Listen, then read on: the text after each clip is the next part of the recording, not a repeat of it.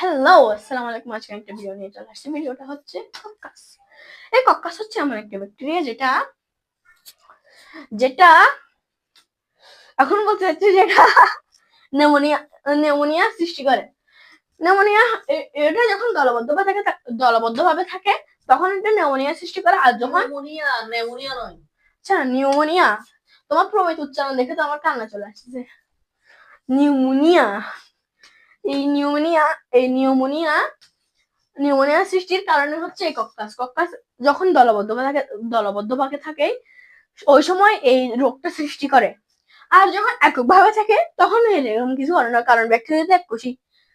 এটার কোষগুলো একদম গোল, একদম এরকম পিওর গোল, আপনার মাথার মতো গোল, চোখের মিষ্টির মতো গোল, এরকম গোল। হ্যাঁ, আর এটার বেশি বেশি বিশেষত্ব নাই। এতটুকু। আসসালামু আলাইকুম, টাটা।